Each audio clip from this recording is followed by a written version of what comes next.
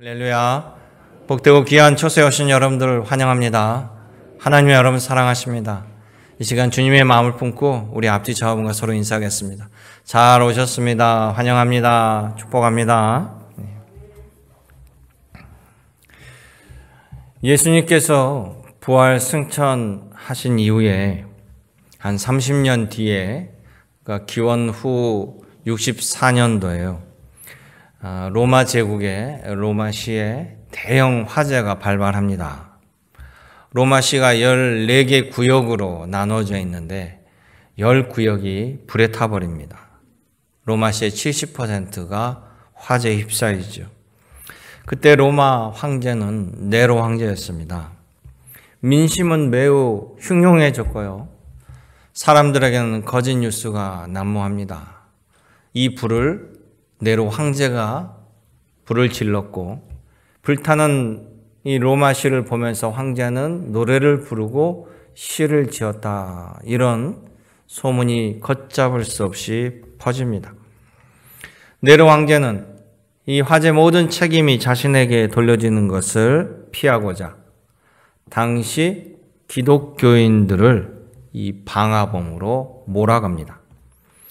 성남 민심은 폭동하고요. 폭도로 변해서 기독교에 대해서 대대적으로 전면적으로 박해가 광풍처럼 일어납니다. 바로 그때 예수님의 수제자 베드로도 순교를 당하고 바울도 순교를 당합니다. 수많은 기독교인들이 붙잡혀가서 고문을 당하고 불에 타 죽이는 화형을 당합니다. 이렇게 고난과 환난과 핍박이 대대적으로 일어나니까 많은 기독교인들의 신앙이 흔들리게 됩니다. 바로 그때 이 베드로의 제자였고 또 베드로를 통해서 생생한 예수님의 행적을 늘 듣고 가르침을 받았던 이 마가가 이 로마에 있는 비유대교 그리스도인들을 향하여 그들의 믿음이 흔들리지 아니하고 이 고난 가운데 답을 주기 위해서 하나님의 마음을 담은 바로 이 마가복음서를 기록하게 됩니다. 그러니까 마가복음서는 분명한 대상과 목적을 가지고 기록했습니다. 이 마가복음서는요, 학자들이 베드로 복음서라고 이야기하기도 합니다. 이 마가는 모두 베드로에게 듣고 베드로에게 가르침을 받은 말씀을 기록했기 때문이죠. 이 마가가 마가복음을 기록하면서 예수님은 한마디로 능력을 가지셨지만 고난받으시는 하나님의 종으로 세상에 알리고 있습니다. 지금 로마에서 우리 모두가 예수 그리스도를 믿는다는 그 이유 하나만으로 이렇게 끔찍한 고난과 핍박을 당하지만 바로 예수님은 우리보다 더한 고난과 고통을 받으시며 나 대신 죽으시며 우리를 살리셨다는 거예요. 그러니 예수 그리스도를 믿는 길이 곧 소망의 길이요 승리의 길이다. 세상을 다 갖고도 하나님을 잃어버리면 전부를 잃어버리는 것이요, 세상을 다 잃어버려도 주님을 붙잡으면 최후 승리의 길이라는 것을 이야기해 줍니다. 마가는 누군가? 이 마가는 성경에 보면 마가의 어머니, 바로 그곳에 사람들이, 예수님의 제자들이 함께 모여 예배를 드리고 말씀을 기억하고 성찬을 나누는, 나중에 예루살렘 교회가 되는데요. 이 마가의 집은 매우 부유했습니다. 120명이나 들어가서 예배 드릴 정도의 저택을 가지고 있었고 또 종들도 많았습니다. 베드로가 감옥에 있다가 풀려났을 때 가장 먼저 달려간 곳이 바로 이 마가의 집이에요. 그곳의 여종이 소리만 듣고도 베드로인 걸 알 정도로. 그리고 마가는 바나바의 조카이기도 하고 또 바울과 바나바 함께 1차 전도여행을 떠나고 또 바울이 로마에서 감옥에 갇혀 있을 때 그곳에 가서 바울을 끝까지 수종을 든 사람이 바로 마가입니다. 마가는 바로 이 복음서를 통해서 우리에게 분명히 가르쳐 줍니다. 우리 가운데서도 과연 예수가 누구인가? 예수님이 오늘을 살아가는 나에게 무슨 의미가 있는가? 또한 나는 예수님을 누구라고 알고 섬기는가? 성경에 나타난 하나님의 약속과 예수님의 약속이 과연 나에게도 효력이 미치는가? 이 같은 의문을 가지고 계신 성도도 있고요. 이미 잘 알고 믿고 있는 성도도 있습니다. 그 모든 분들이 오늘 마가복음서를 통해서 하나님의 마음을 잘 배우시고 여러분 믿음과 신앙에 굳게 서 있어서 최후 승리자의 영광을 누리시기를 원합니다. 그렇다면 마가복음 1장에서 마가가 전하는 핵심을 보면요. 첫째는 바로 창조주 아버지 하나님의 약속대로 하나님께서 우리를 위해서 하나님의 아들 그리스도를 보내셨다는 이야기입니다. 바로 그분이 예수님이세요. 성경에 보면 하나님의 사역, 하나님의 역사, 하나님의 주도는요. 모든 것들을 다 하나님의 종들을 세워서 말씀하시고 이끌어 가시고 인도해 나아가십니다. 그래서 구약에서 하나님의 종, 하나님의 사역을 실천하는 그 종들이라는 사람들은 모두 기름 부어서 세운 사람들이에요. 즉 제사장, 선지자, 왕입니다. 그래서 그리스도란 기름을 부은 자, 하나님이 세운 하나님의 일을 하는 하나님의 종, 이런 뜻입니다. 사울 왕이 최초로 이스라엘 왕이 될 때 하나님께서 사무엘 선지자를 불러서 너는 사울에게 가서 그에게 기름을 부어서 왕으로, 이스라엘 왕으로 세워라, 이렇게 명령을 해요. 하나님의 일을 하는, 하나님의 부리는 종으로서는 천사도 있지만 영적 존재에게는 기름 부어 세우지 않습니다. 오직 사람에게만 기름을 부어서 하나님의 일을 하게 하는 종으로 세울 때 그리스도라 칭합니다. 결국 하나님의 일, 하나님의 사역은 사람의 생명을 살리는 거예요. 그래서 그리스도를 구원자라고 칭하는 것입니다. 예수님이 이 땅에 오시기 전에는 선지자를 세워서 선지자를 통해서 하나님의 뜻, 하나님의 마음을 우리에게 전해줬습니다. 제사장을 세워서 우리의 죄를 대속받게 하고 하나님과 소통하게 했습니다. 왕을 세워서 하나님의 뜻에 따라서 이 백성들을 보호하고 바르게 인도하라라고 허락하셨습니다. 그러나 본질적으로요, 이렇게 기름 부음 받은 선지자나 제사장이나 왕도 인간이기에 죄로부터 근본적으로 자유로워질 수가 없습니다. 그러다 보니까 언제든지 타락할 수도 있고 욕심을 부릴 수도 있고 하나님의 뜻에 어긋날 수도 있기에 근본적인 해결책이 되지 못합니다. 그래서 하나님께서 선지자를 통해서 말씀하시죠. 아무 죄가 없는 하나님의 아들을 보내셔서 완전한 우리들의 구원자로, 해방자로 세워주시겠다 약속했습니다. 그런데 하나님의 아들을 보내는데 하나님의 아들이지만 하나님의 종으로서의 역할들, 사역을 주시겠다는 거죠. 그것이 바로 왕의 역할, 제사장의 역할, 선지자의 역할, 이 모든 것들을 통합하는 일들입니다. 그래서 하나님의 아들 예수께서 사람으로 태어나 기름 부음을 받고 그리스도로서 하나님의 일을 하시게 되는 거예요. 예수님은 그래서 우리의 대제사장이 되셔서 우리의 죄를 단 한 번에 속죄를 이뤄주시고 우리의 왕이 되셔서 하나님의 공의와 사랑으로 우리를 인도해 주시고 또 선지자가 되셔서 하나님의 말씀을 우리에게 가르치시고 그 말씀대로 사랑을 보여주시고 우리의 미래를 열어주시는 것입니다. 그렇다면 하나님의 약속대로 메시아가 이 땅에 오신다는 것, 그리스도가 오신다는 건 우리에게는 매우 기쁘고 즐거운 일입니다. 그리스도가 오신다면 더 이상 이 세상은 공중권세 잡은 악한 영이 지배할 수도 없고 우리를 건드릴 수도 없고 하나님의 온전한 통치가 이루어지는 것이에요. 그래서 유대인들은 이 약속에 따라 그리스도를 고대하고 기다렸습니다. 그리고 2000년 전 선지자들이 예언했던 것처럼 베들레헴의 그리스도가 다윗의 후손으로 탄생했습니다. 마가복음은 바로 그 그리스도 예수에 대해서 기록하고 있습니다. 마가복음 1장 1절에 보면요, 이렇게 얘기합니다. 하나님의 아들 예수 그리스도의 복음의 시작이다. 이렇게 선포하고 시작해요. 즉 하나님의 아들로 오신 예수님이 바로 우리의 그리스도가 되십니다.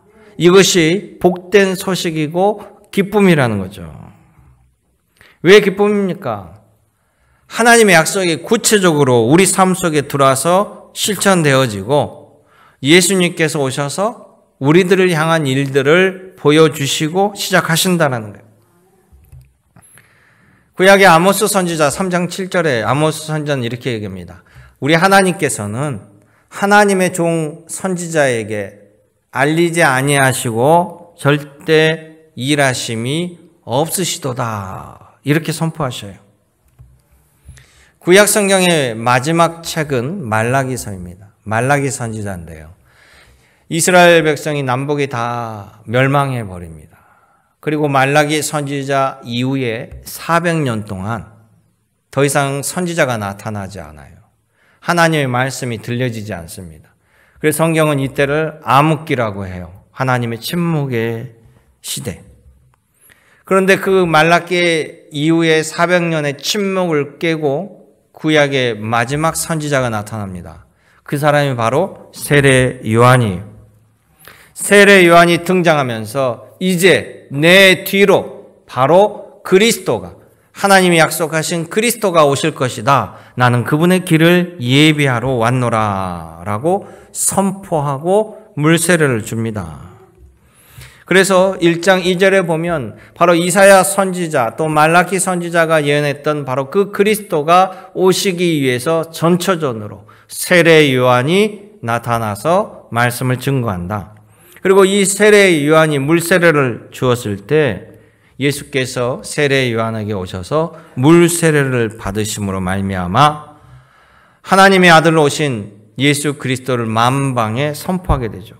마가복음 1장 11절에 보면 그 세례 요한에게 예수님께서 물세례를 받으실 때 하늘이 열립니다. 하늘의 음성이 들립니다. 예수님을 향하여 이는 내 사랑하는 아들이라 내가 그를 기뻐하노라. 하나님의 말씀이에요. 그러기에 사랑하는 성도 여러분, 우리는 2000년 전에 베들레헴에서 태어난 그리고 나사렛에서 자란 한 유대인 예수를 추종하는 사람들이 아닙니다. 우리는 세상을 창조하신 하나님의 약속대로 하나님의 아들로 오신 우리들의 구세주 메시아 되시는 예수님을 영접하고 섬긴다라는 사실이에요. 예수님이 이 땅에 오셨다는 자체가 하나님의 최종적인 관심은 곧 여러분이라는 사실이에요. 하나님의 관심은 온전히 우리에게만 있습니다. 그래서 우리 삶 속에 개입하셔서 우리를 향한 하나님의 사랑을 펼쳐주시고 하나님의 긍휼과 자비함을 베풀어 주신다는 거예요. 오늘 하나님의 사랑을 똑똑히 이 말씀을 통해서 깨닫고 들으시며 또 하나님의 사랑을 충만하게 받으시는 귀한 시간 되기를 축복합니다. 두 번째 말씀을 보면 하나님은 예수님을 통해서 우리가 하나님의 아들이 되는 길을, 하나님의 자녀가 되는 길을 열어주셨다라는 겁니다. 여러분, 어떠한 말들은 우리 마음을 따뜻하게 하는 말들이 있고요. 어떤 말들은 정말 피하고 싶은 말들이 있습니다. 회복, 재건, 해방, 자유, 사랑 이런 단어들은 우리의 마음을 따뜻하게 해요. 그런데 분열, 파괴, 전쟁 이런 단어들은 별로 좋아하지 않게 되죠. 회복이라 하면 바로 우리가 원래 자리로 돌아온다라는 겁니다. 건강을 잃었던 사람들이 회복되면 건강을 되찾는 거고요. 자격을 잃었던 사람들이 회복된다는 것은 그 자격을 다시 갖추게 된다는 것을 이야기합니다. 인류는 하나님이 지으신 아담의 후손으로 태어났습니다. 모두가 하나님의 자녀로 출발했습니다. 그러나 아담이 범죄한 이후에 악한 영의 지배를 받고 죄의 나락으로 떨어져 버렸어요. 우리가 하나님의 자녀의 영광과 지위를 상실해 버렸습니다. 우린 죄의 종이 되어버린 거예요. 그런데 이 모든 것을 원래대로 회복시키는 열쇠가 바로 예수님에게 있다는 사실입니다. 마가복음 1장 4절에 세례 요한은 물세례를 주면서 사람들에게 이렇게 선포해요. 나는 물로 죄사함을 받게 하는 회개의 세례를 전파하지만 내 뒤에 오시는 그리스도께서는 성령으로 세례를 베푸게 될 것이다. 이렇게 이야기합니다. 성령이 오시면, 성령을 받으면 바로 우리는 하나님의 아들로 회복될 수 있고 그 성령은 예수님을 믿을 때 받을 수 있다는 것이에요. 예수께서 요한에게 물세를 받자 하늘이 열리고 하늘의 음성이 들리죠. 이는 내 사랑하는 아들이라. 그러면서 성령께서요, 곧바로 성경을 보면 예수님을 광야의 시험에, 마귀의 또 악한 영의 시험에 보냅니다. 광야에서 유혹을 받죠. 바로 이 유혹은 세상의 주인처럼 행사하는 악한 영들이 사람들에게 강력하게 영향력을 행사해서 사람들을 종으로 삼는 바로 그 역사예요. 바로 우리가 당하는 유혹입니다. 우리가 당하는 이 유혹을 예수님께서 직접 친히 겪으시면서 어떻게 이 유혹을 이겨내는가, 어떻게 악한 영의 그 유혹을 물리치는가를 보여주시는 거예요. 이 사단의 유혹을 예수님은 우리가 알지 못한 무슨 신비한 능력, 최첨단 무기로 물리치는 게 아닙니다. 오직 하나님의 말씀으로 물리치는 거예요. 이 말은 즉 우리가 알고 있는 하나님의 말씀을 통해서 우리도 동일하게 물리칠 수 있다는 것을 보여주는 겁니다. 여러분 믿으시기 바라요. 그러게 한마디로 예수님의 등장은요, 하나님의 영, 성령, 이 성령이 악한 영과의 대결에서 백전백승, 그 승리의 결과를 우리에게 보여준다라는 거예요. 예수께서 광야에 시험 받을 때 하나님 말씀으로 악한 영을 물리치자 그 악한 영이 예수를 떠나고 천사가 와서 수정을 듭니다. 예수님이 1장 21절에 보면 공생애를 시작하셔요. 공생애를 시작하시는데 회당에 들어갑니다. 회당은 뭡니까? 하나님의 말씀을 가르치고 증거하고 기도하는 곳이에요. 그 회당에 들어갔더니 회당에서 악한 영이 어떤 사람을 지배하고 있었는데 예수님을 보자마자 벌벌벌 떱니다. 24절에 보면 그 악한 영이 소리를 지릅니다. 우리를 멸하러 오셨습니까? 당신은 하나님의 거룩한 자입니다. 예수님 아무 말도 안 했는데 스스로 놀라서 벌벌 떨고 있어요. 또 32절의 말씀을 보면요, 이 악한 영은요, 하나님께서, 예수님께서 허락하지 아니하면 말 한마디도 못하는 존재라는 것을 알 수 있습니다. 34절에 보면 귀신이 자기를 알므로 그 말하는 것을 허락하지 아니하시더라.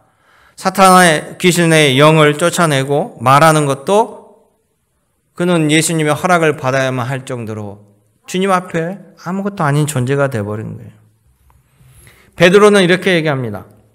사도행전 2장 38절에 너희가 회개하여 각각 예수의 이름으로 세례를 받고 죄 사함을 받으라. 그리하면 성령을 선물로 받으리니. 아멘. 즉 예수님을 구주로 영접하면 성령님을 선물로 주신다라고 분명히 말씀합니다. 성령이 우리 안에 임하면 우리가 하나님의 자녀가 되는 지위가 회복되어지는 거고 더 이상 악한 영이 우리를 넘볼 수 없는 존재로 바뀌게 되는 거예요. 여러분 믿으시기 바라요. 바울은요, 로마서 8장에 이렇게 얘기합니다. 로마서 8장 14절에 무릇 하나님의 영, 성령으로 인도함을 받는 사람은 곧 하나님의 아들이라. 너희는 하나님의 영, 성령을 받았으니 우리가 하나님을 아빠, 아버지라 부르짖느니라. 성령이 우리가 하나님의 자녀된 것을 증거하노니. 로마서 8장 16절의 말씀이에요. 사랑하는 성도 여러분 모두가 예수님을 구주라 고백하시죠? 고린도전서 13장 3절에 이야기합니다. 하나님의 영으로 말하는 자는 예수님을 저주할 수 없고 또 성령이 아니고서는 누구든지 예수님을 구주로 고백할 수 없느니라. 여러분 이 말씀을 기억하시기 바라요. 그래서 하나님의 아들은요, 하나님의 아들이면 하나님으로 말미암아 유업을 받는 것입니다. 여러분이 유산을 받을 수 있는 건 내 아버지이기 때문에, 그의 자녀이기 때문에 유산을 상속받는 것처럼 하나님의 자녀니까 하나님의 유업을 받는 것이에요. 오늘은 성령 강림 주일이에요. 성령께서 이 땅에 오심을 기념하는 주일입니다. 예수님을 구주로 고백하는 자에게 성령께서 함께 하시고 우리 심령 위에 내주하신다는 거예요. 성령께서 우리 안에 내주한다는 것은 바로 우리가 하나님의 자녀가 되는 것으로 인쳐 주시는 것입니다. 여러분들은 더 이상 악한 종에 휘둘리는 종의 자녀가 아닙니다. 죄의 자녀가 아닙니다. 여러분들에게는 예수의 이름으로 악한 영을 물리칠 수 있는 능력을 가졌습니다. 여러분은 하나님의 자녀됨을 믿으시고 하나님의 자녀로 삼아주신 그 은혜와 사랑의 힘으로 살아가는 믿음의 건속이 되시기를 주님의 이름으로 축복합니다.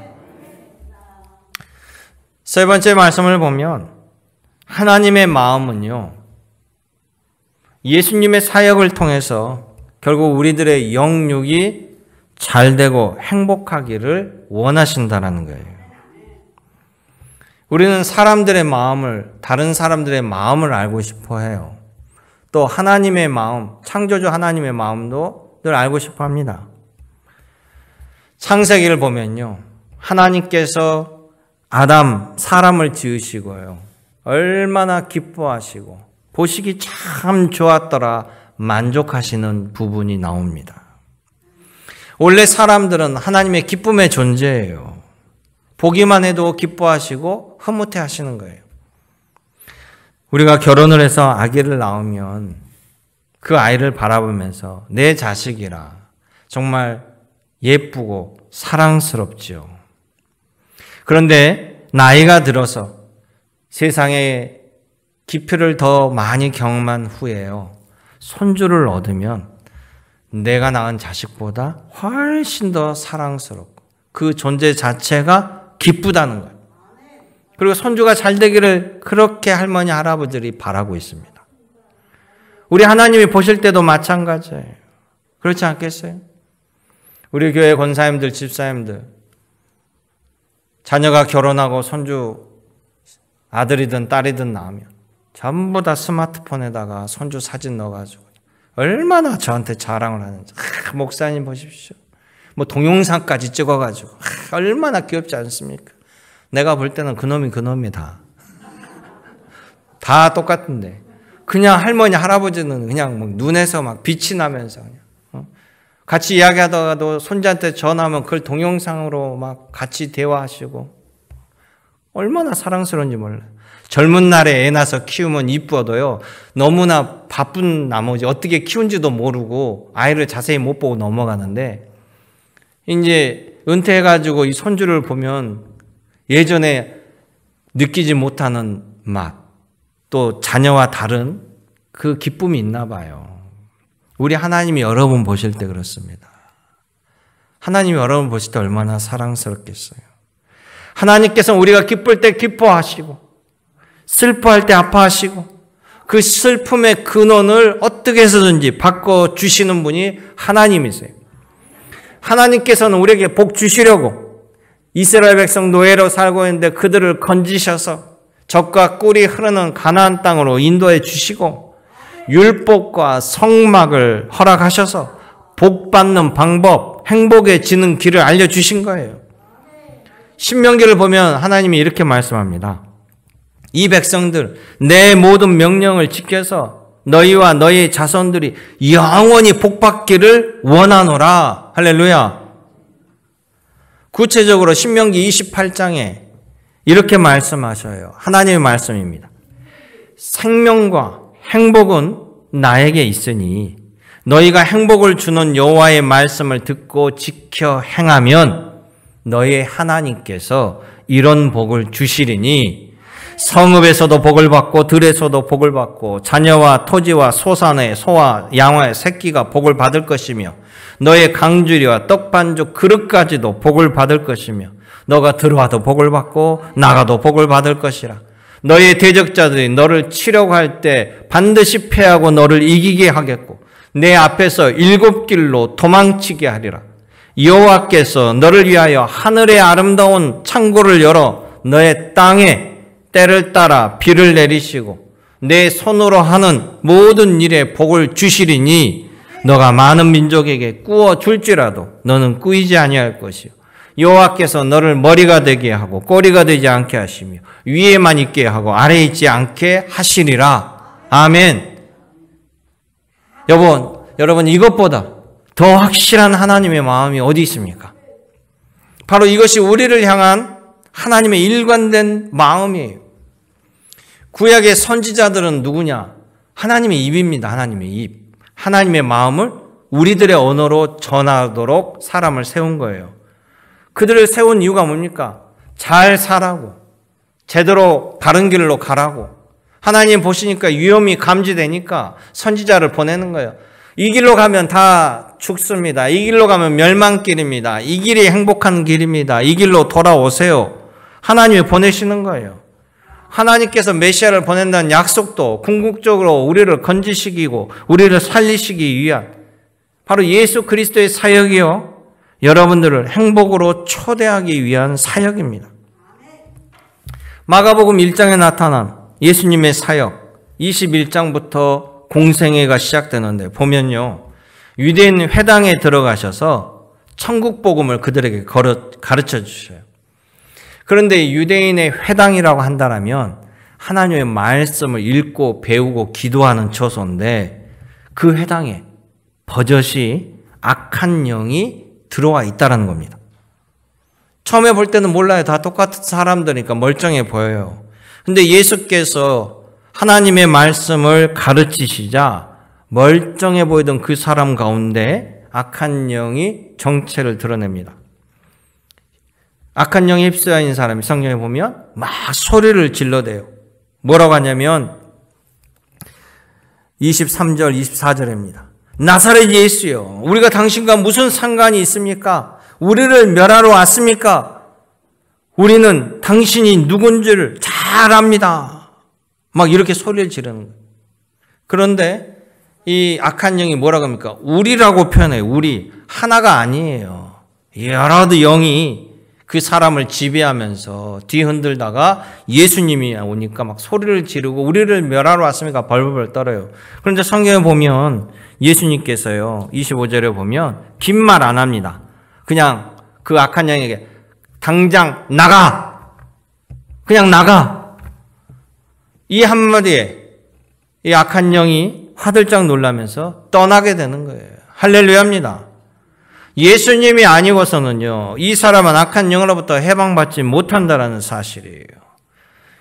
내 컨트롤을 잃어버렸던 심신을 예수님 때문에 다시 되찾고 회복의 자리, 본래의 자리로 돌아온 겁니다. 두 번째 사건은 예수님께서 한 열병을 앓고 있는 여인을 고쳐주는 사건이에요. 여인이 열병으로 고통당하고 있습니다. 성경에 보면 베드로의 장모라고 나오는데요.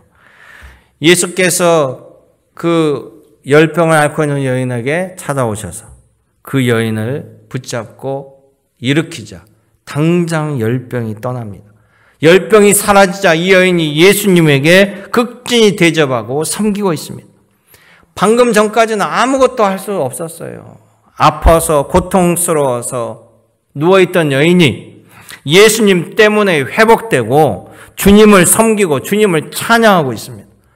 여러분, 이거보다 기쁜 것이 있을까요? 아픔의 고통에서, 질병의 고통에서 해방되는 것처럼 큰 은혜가 없습니다. 최고의 기쁨입니다. 저는 개인적으로 가장 위로가 되는 말씀이요, 40절 이하의 말씀이에요. 우리가 읽지는 않았지만 40절 이하에 보면 나병 환자가 고침을 받는 장면입니다. 이 장면을 통해서 예수님께서 여러분들을, 나를 어떻게 생각하시는지 그 주님의 마음을 극명하게 보여주시는 거예요.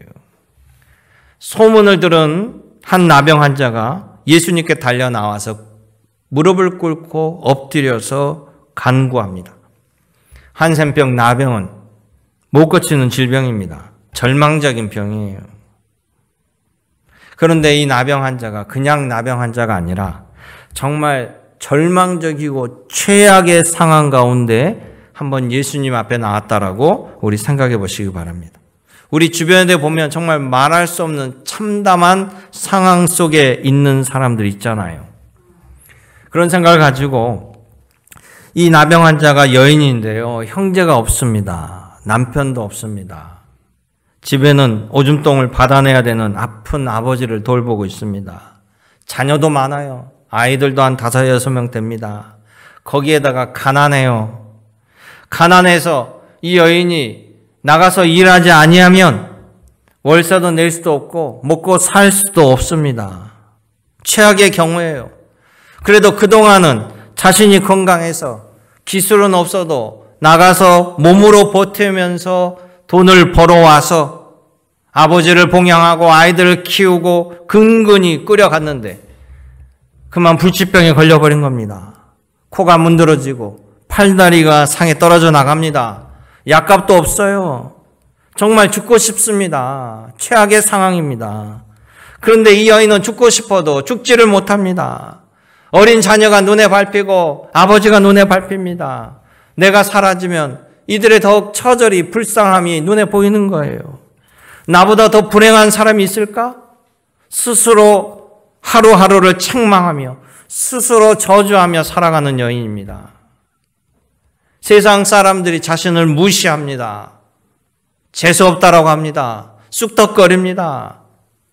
옆에 있으면 같이 불행해질 것 같다고 오지도 않습니다.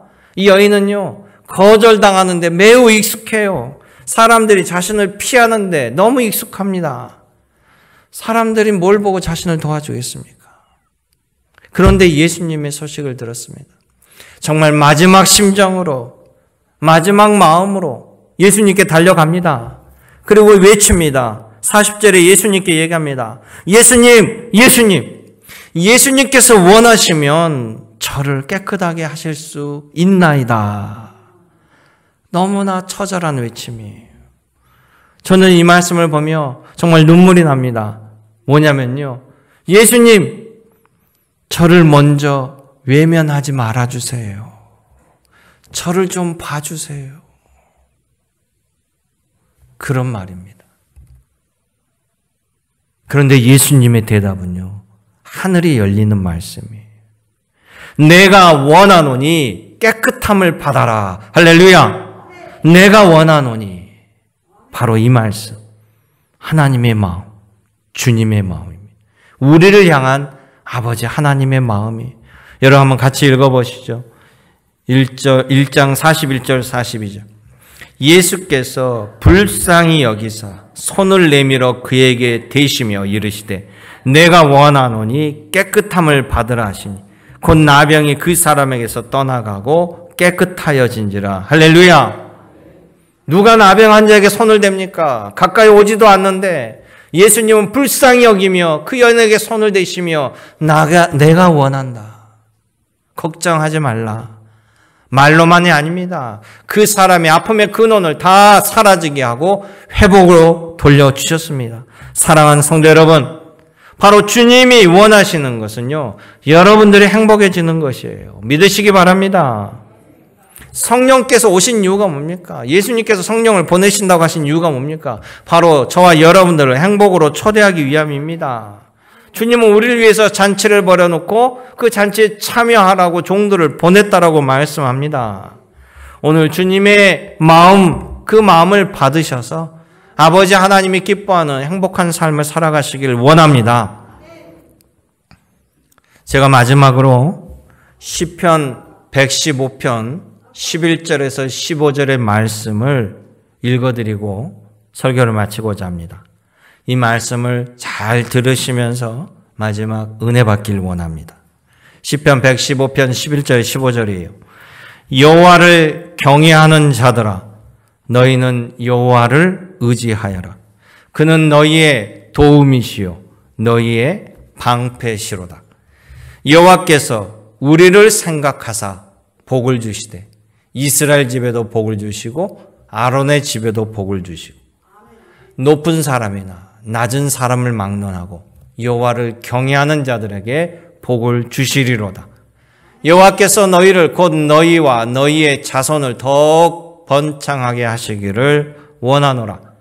너희는 천지를 지으신 여호와께 복을 받은 자로다. 하늘은 여호와의 하늘이라도 땅은 사람에게 주셨도다. 아멘. 기도하겠습니다. 참 좋으신 아버지 하나님, 오늘 성령 강림주일 날 위해 오신 성령님의 복되고 귀한 날, 주님의 전전에서 날 사랑하시는 아버지 하나님의 마음을 듣게 하여 주심을 감사드립니다.